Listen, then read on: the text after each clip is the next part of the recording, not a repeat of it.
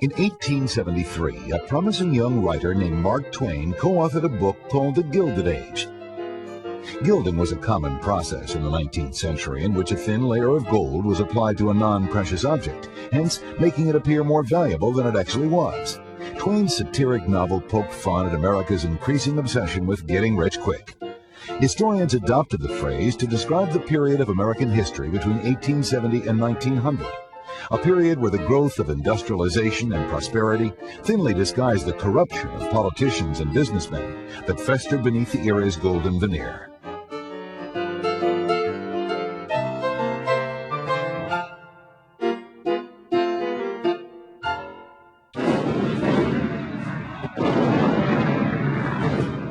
After the Civil War, America was at a crossroads. The once divided nation had been reunited, slavery had been abolished, and one of the nation's great presidents had been assassinated. Out of these turbulent times emerged a nation that bore little resemblance to the one Americans had known before, and an even greater change was just beginning as America started to move from the farmland to the factory. Big business grew rapidly during the Gilded Age. This was due to several factors. New and improved machinery aided the workforce in producing an increased number of goods in a shorter amount of time. A new breed of American businessmen saw the ability to make huge profits by combining this new machinery with industries that had yet to realize their full potential. In 1870, an adventurous 30-year-old entrepreneur named John D. Rockefeller founded the Standard Oil Company. In the days before the automobile was invented, the primary use for oil was in the gas lamps that lit people's homes. The Standard Oil Company refined petroleum into kerosene for just this purpose. Steel was another industry whose potential had yet to be fully realized. In 1883, Andrew Carnegie bought Homestead Works in western Pennsylvania to add to his growing collection of steel mills. Carnegie had begun working at the age of 13 as a lowly assistant in a textile mill. But through his will and determination, he became one of the richest men in the world. Carnegie's mills were immensely profitable due to an increased demand for steel in the post-Civil War era. As cities and businesses boomed, steel was needed to erect tall buildings and build bridges. The greatest demand for steel, however, came from the industry that would change the country the most during the Gilded Age, the rapidly expanding railroad.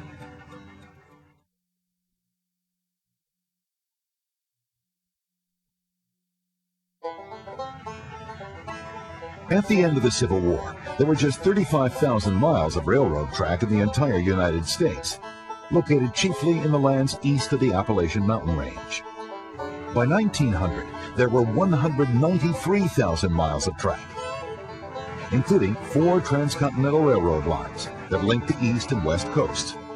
Nearly 60% of the domestically produced steel fed the seemingly endless appetite for new railroad tracks.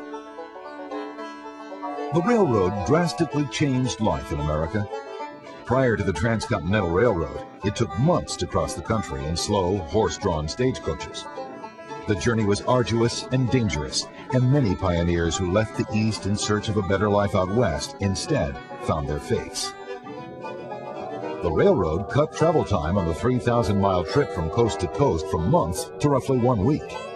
The rate of shipping and communication increased with the speed of the locomotive, and this had repercussions in almost every other industry in the Gilded Age.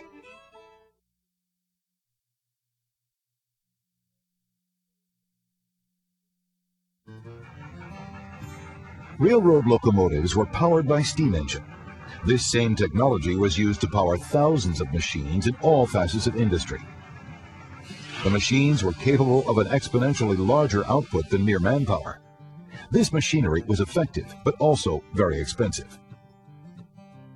Large-scale corporations grew by raising the money needed to purchase these huge machines and utilizing the railroads as a means of tapping into new, larger markets. The new machinery and railroads had an especially powerful effect in the farmlands of America. Many farmers went into debt trying to purchase costly new farming machinery and the land needed to realize the potential of these machines.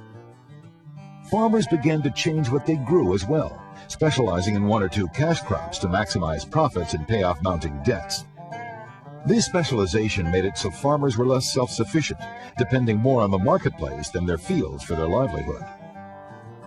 Farmers' problems were compounded by the railroad's high cost of shipping and the marketplace's comparatively low purchasing rates. Some farmers actually increased their profits considerably during this period by embracing the new marketplaces. Sadly, many were forced to eke out meager livings as independent farmers, or even worse, some lost their farms outright and had to work as farmhands or move into the cities to find work in factories.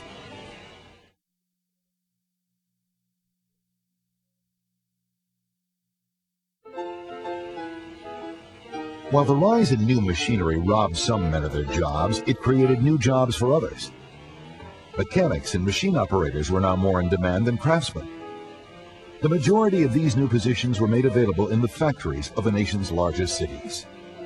As New York, Chicago, and Boston grew outward along the railways, a host of previously unskilled laborers were trained to meet the new demand for factory workers.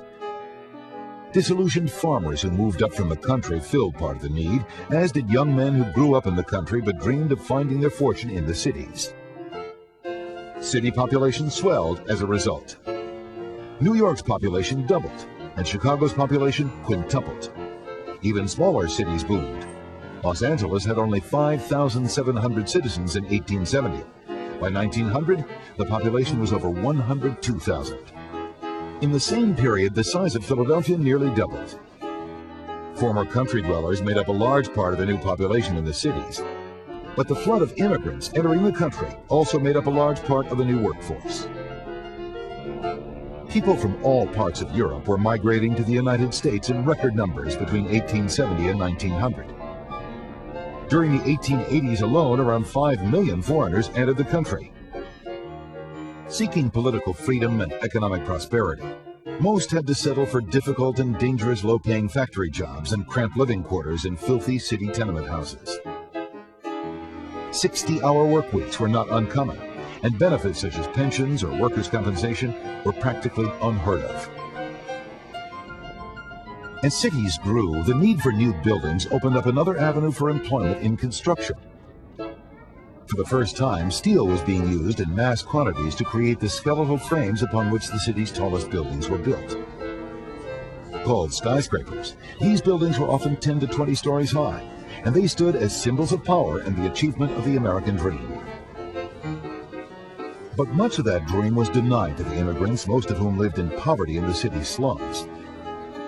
The unsanitary living conditions in these neighborhoods led to outbreaks of typhoid and cholera, which spread quickly throughout the overcrowded, poorly ventilated tenement apartments. What the immigrants did have was the right to vote, and this meant political power to anyone who could swing that vote in their favor. Many corrupt politicians courted the immigrants' vote as a means of securing wins on election night. William Boss Tweed was the most infamous of these politicians. Tweed used bribery and other illegal tactics to sway immigrant votes and secure the power of Tammany Hall, the Democratic political machine in New York City.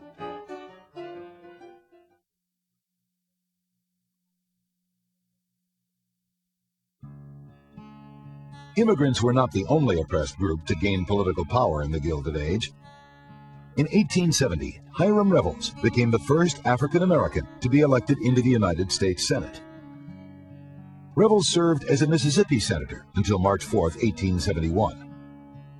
Unfortunately, the political gains signified by Revels' election were short-lived.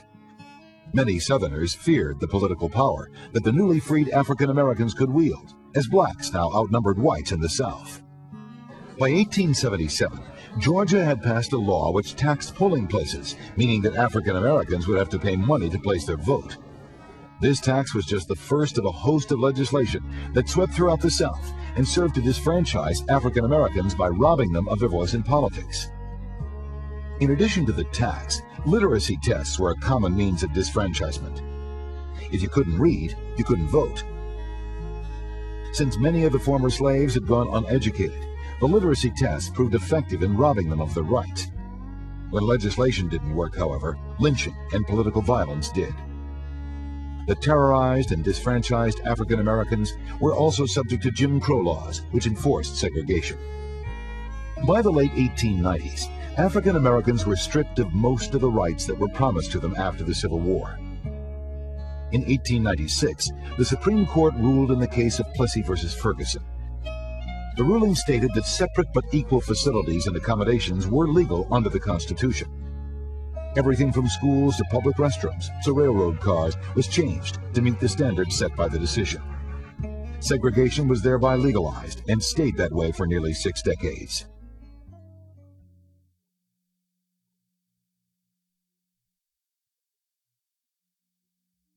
While African Americans were being denied their rights as citizens, the Native Americans were being denied their right to the land. At the time of the Civil War, it's estimated that 250,000 Native Americans lived between the Great Plains and the Rocky Mountains. As the Transcontinental Railroad brought settlers, farmers, prospectors, miners, and cattle ranchers out west, it was clear that a clash of cultures was imminent. The Indian Wars lasted for 25 years. Though the Native Americans were often outgunned and outmanned by the U.S. cavalry, they fought valiantly to defend their homeland.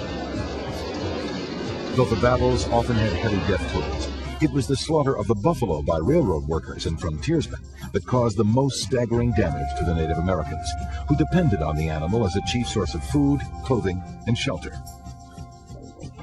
Those Native Americans who survived were forced to live in reservations, often in the barren lands found undesirable by frontier speculators. Some refused reservation life. In 1876, a group of Apache warriors led by Geronimo escaped from the San Carlos Reservation in eastern Arizona and began an armed insurrection. Geronimo was forced into surrendering in 1883, but he soon escaped again.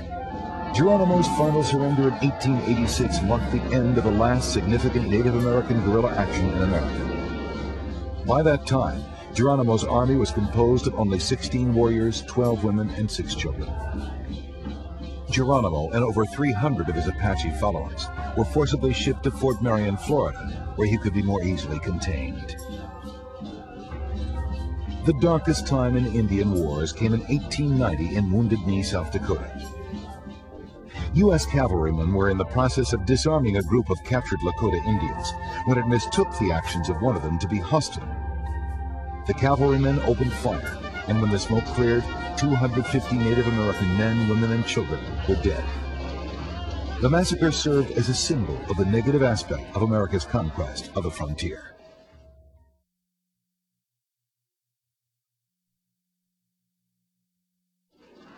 Life in the frontier couldn't have been more different than life in the cities back east. As the wealth of the upper classes increased, many Americans sought a culture that would befit their fortunes. The culture that emerged was heavily influenced by the manners, attitudes, and fashions of Queen Victoria's England.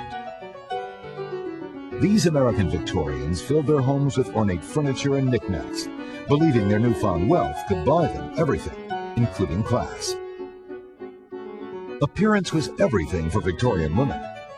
According to the styles of the period, women grew their hair very long, but never presented themselves without styling it atop their heads. They wore floor-length gowns made of silk or satin and adorned with bustles. Men, too, were concerned with their appearance. While little change occurred in styles of dress, beards became very popular for the first time. Aided by images of Western virility and Abe Lincoln's legacy, it seemed no Victorian man could be without facial hair. Little boys were often dressed by their mothers in fancy velvet suits with lace ruffles, while little girls emulated their mothers in every way, throwing tea parties for their dolls as training for their future Victorian life. Victorians were eager to imitate European high culture in their conversations about art and society. They also sought pleasure outside the home, and the Gilded Age offered a wealth of entertainment possibilities. Sporting events were becoming more popular, especially college football. Despite a gentlemanly custom of never playing a sport for money, professional baseball gained in spectators and was slowly becoming the national pastime. Great traveling spectacles like Buffalo Bill Cody's Wild West Show and P.T. Barnum's Circus enthralled audiences eager to experience the excitement of the wild frontier or gawk at human curiosities and death-defying stunts. These types of shows were promoted with flair and bright posters and by the flamboyant showmen themselves. Another form of promotion began as the new industry of newspaper advertising kicked into gear. Many Americans were conned into buying any number of cure-all medicines, potions, and salves. Some were sold as Indian cures discovered in the frontier. Others were patented doctors' formulas that claimed to cure any number of ailments. The fraudulent medicines promised salvation from fatal illnesses like typhoid and consumption, but in reality, they were seldom more than hard alcohol dressed up with a few added ingredients. Often compiled into huge almanacs and distributed to families, the ads were interspersed with anecdotes, astrology, and jokes that entertained millions of Americans by the end of the 19th century. Also, a golden age of American literature offered literate Americans a wealth of reading material. In addition to the novels of Mark Twain, Americans loved the rag-to-riches tales of Horatio Alger and the sensitively drawn female protagonists of novelist Henry James' masterpieces. The burgeoning theatrical industry put Victorian morals center stage. Melodramas featured clear-cut narratives showcasing handsome and chivalrous heroes who would save innocent, virtuous women from the clutches of evil and dastardly villains. Variety shows like vaudeville were also hugely popular. Vaudeville was a mixture of comedy and musical numbers that were suitable for family viewing. It seemed that whatever type of show audiences were looking for could be easily found in the theaters of the era.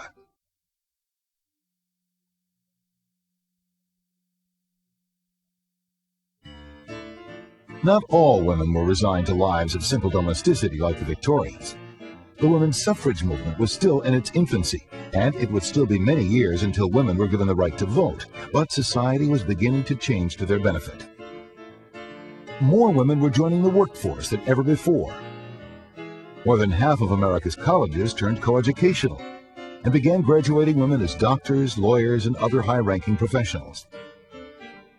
They also joined volunteer committees like the Daughters of the American Revolution and the General Federation of Women's Clubs. Among their causes were education, conservation, temperance, and aiding the less fortunate. Reformers won major victories in regard to education. Between 1870 and 1900, 31 state legislatures passed compulsory education laws, meaning that young children were legally obligated to go to school. By 1898, roughly 15 million children were attending school on a regular basis. In the immigrant community, one reformer in particular made a significant contribution. Jane Addams set up settlement houses in many of the nation's big cities. The houses offered a variety of clubs, functions, and education classes to immigrants. One of her most noted establishments, the Hull House in Chicago, still stands as a testament to her unwavering dedication and her tireless lobbying for the rights of the underprivileged. Religion still played a dominant role in American life. A revivalist movement swept through the nation, spurred along by charismatic and theatrical evangelists like Dwight Moody. But tensions were growing between the Protestant citizens and the incoming wave of Catholic and Jewish immigrants, who were seen as a threat to the American way of life. The distrust of these minority groups was strongest among the farmers in the South and West, and the upper-class Victorians of New England. The workplace was also a hotbed of inequality and mounting tension. As the rich got richer, the poor factory workers grew to resent the long hours, low pay, and lack of benefits. Labor unions represented only a minority of workers at the time, but more and more workers were interested in the reforms that unions strove to achieve. In 1886, a nationwide strike broke out. Workers wanted the grueling 12-hour workday changed to a reasonable 8-hour day. 12,000 companies throughout the country were affected by the strike, with nearly 340,000 workers walking out of the workplace and onto the picket line. During one demonstration in Chicago, a bomb exploded as police were trying to break up the unrest, and one police officer was killed. The rest of the police opened fire into the crowd, killing one laborer and wounding many more. 4 of the labor organizers were held responsible for the deadly riot and were hanged as a result. In 1892, workers went on strike at Andrew Carnegie's Homestead Works steel mill. The management held firm, refusing to compromise with the workers. Government soldiers were then called in. The troops used force and quickly broke the spirit of the picketing workers, who returned to work without making any real progress. Another economic downturn called the Panic of 1893 rocked the economy and fueled even more drastic disputes between the impoverished laborers and the corporate management officials, who were increasingly seen as the enemy. In 1894, workers boycotted and picketed George Pullman's railroad works. Enraged when Pullman slashed employee wages and raised rents in his company town, the workers refused to work and rallied against any railroads that used Pullman cars. Over 250,000 workers went on strike, and railroad traffic was severely affected. Again, U.S. troops were called in to crush the strikers and return the railroads to working order. The Pullman strike was also a failure. Many of the organizers were imprisoned, and many of the laborers were blacklisted from future work in the railroad industry. Both the Homestead strike and the Pullman strike were quickly broken up by government soldiers. This was proof of the United States government's sympathy for big business. Legislators of the period often thought of labor unions as communistic and opposed to American ideals of capitalism. Though small strikes sometimes succeeded in bringing small reforms, nearly all large strikes ended disastrously for labor. Labor organizers who led the strikes were blamed by government officials for violence and civil unrest whenever labor disputes got out of hand. Whenever possible, unions were broken up and their leaders blacklisted. Management went so far as to force laborers into signing contracts that stated they would not rejoin a union. By the late 1890s, the government and businessmen seemed to be winning the war with laborers as membership in unions decreased significantly. It would be many years before unions would rise again and win the benefits they demanded. Many Americans grew suspicious of corporations and businessmen, fearing price fixing by all-powerful monopolies. They saw the Carnegies and Rockefellers of the world as robber barons who fixed prices and stole from the honest, hard-working Americans to increase their personal fortunes. In response, Congress passed the Interstate Commerce Act. The act created an agency that could oversee and regulate corporations without eliminating private enterprise. In 1890, the Sherman Antitrust Act was passed. It sought to restrain the spread of monopolies, but it lacked the power to effect any real change. However, these laws set a precedent in voicing citizens' demands for federal regulation. This continued to be a major concern in the 20th century.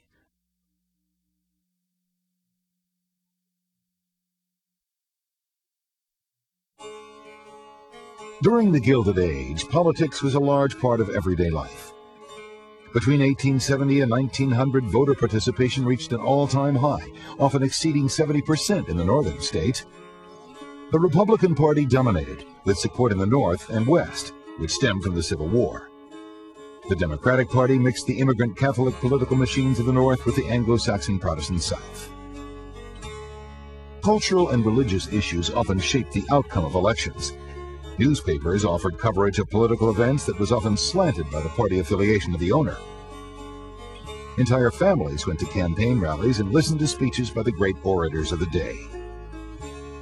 Republicans had a platform that supported protection for commerce and industry, sought to strengthen the government's involvement with the economy, and champion African American rights in the South. On the other hand, Democrats fought for limited government, states' rights, and white rule and segregation in the South. While Republicans supplied most of the presidents of the period, neither party held the vast majority in the houses of Congress. Corruption ran rampant in the Gilded Age and extended to the highest levels of government. During the Grant administration of 1869 to 1877, the president and members of his cabinet were implicated in no less than 4 major scandals. The gold conspiracy involved cornering the market in gold and led to a drop in the stock market. In what came to be known as the salary grab, government officials had their pay rates raised retroactively. Another scandal, the whiskey ring, sought to evade U.S. taxes in the manufacture of whiskey. One of the most damaging of all these scandals, however, was Credit Mobilier. Credit Mobilier was a Pennsylvania holding company that was chartered by Congress to build the Union Pacific Railroad. The company overcharged the railroad to the tune of $23 million. A chief operating officer for both the railroad and the holding company sold stock in Credit Mobilier at drastically reduced prices to U.S. congressmen and members of Grant's cabinet to assure that no congressional investigation would take place. When the New York Sun newspaper broke the story in 1872, it became clear to many Americans that even their most trusted politicians were not immune from the get-rich fever that pervaded the era. In the wake of his election, President Grant used political patronage by giving inexperienced friends and supporters top cabinet positions. Grant's administration paid the price as scandal after scandal broke when his trusted friends put their pursuit of wealth above their oath of office. The corruption continued into Rutherford B. Hayes' administration. Nominated as a reform candidate, Hayes soon disappointed many of the Republicans who'd elected him due to his rewarding supporters with high-ranking government jobs. This caused a rift in the Republican Party that led to two distinct groups, nicknamed the Stalwarts and the Half-Breeds. The Stalwarts were the conservative faction who disagreed with Hayes' attempts to reconcile with the South and opposed any change in the existing patronage system of appointing cabinet members. The Half-Breeds were a more moderate group who were in favor of reconciliation with the South and supported moderate civil service reform, meaning that the patronage system would have to be changed. James A. Garfield, the Half-Breed affiliate, was elected president in 1880. He was assassinated the next year by a member of the Stalwart faction, and the usage of the two terms in reference to differing ideals in the party ceased soon afterwards.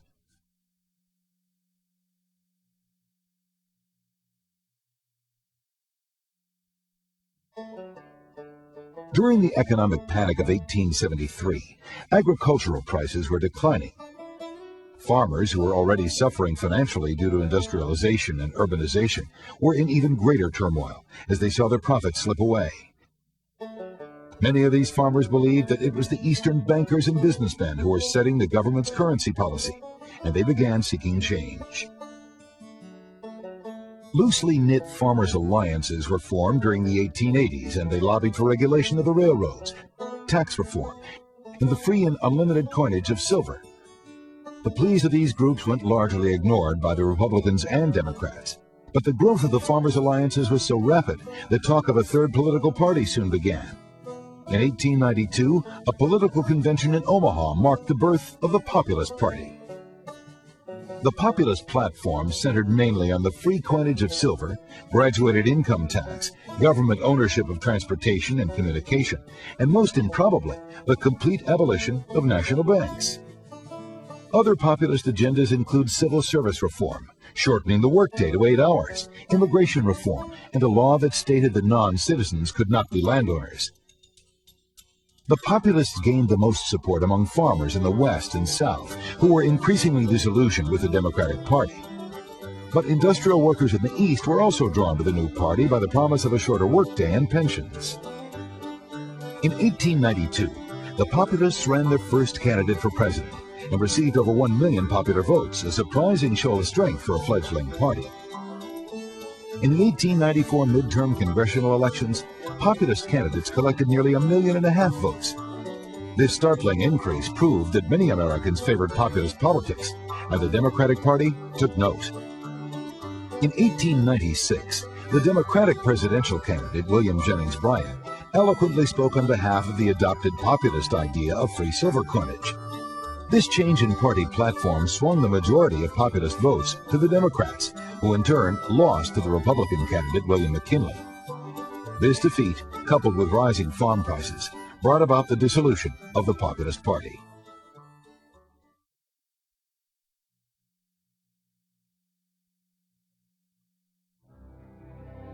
The Gilded Age was also the period in which America shifted from being isolationist to being an internationally active world power.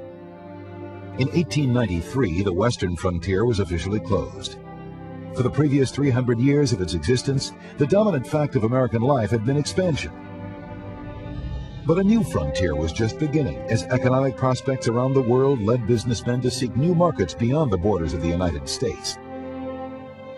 In 1887, the U.S. Navy established a base at Pearl Harbor on the Hawaiian island of Oahu. By 1893, the government of Hawaii was overthrown, and it was soon annexed as a territory of the United States. But it was not until 1898 that the U.S. truly displayed its new power. Just off the coast of Florida, Spain was busy suppressing a revolt in its territory, Cuba. American sympathy for the Cuban revolutionaries was encouraged by sensational reports in many American newspapers. When the U.S. battleship Maine exploded off the coast of Havana, Newspapers blamed the Spanish, and America declared war on Spain shortly thereafter. The Spanish-American War was very short-lived, only 4 months in total, but it introduced Americans to a hero who would be a constant factor in the years to come. As Assistant Secretary to the Navy, Theodore Roosevelt organized the ships that defeated the Spanish fleet and cleared the way for the U.S. occupation of the Philippines. Roosevelt then organized the U.S. Volunteer Cavalry Regiment, nicknamed the Rough Riders because of their formidable fighting abilities. Roosevelt led the regiment in the Battle of San Juan Hill and won a decisive victory over the Spanish army. As a result of the Spanish-American War, Cuba became a protectorate, and Puerto Rico, the Philippines, and Guam became United States territories. The most significant hero of the war, Teddy Roosevelt, became President of the United States in 1901. Just 3 years after the war had ended, he would lead America into a period of unparalleled reform.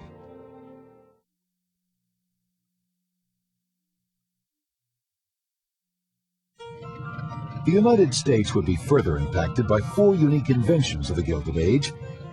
Invented by Thomas Edison, the electric light would change the way people lit their homes, and the motion picture would go on to change the notions of entertainment and culture. Alexander Graham Bell's invention, the telephone, was starting to change the way people communicated. In 1876, the year the invention debuted, there were only 3,000 telephones in the entire country.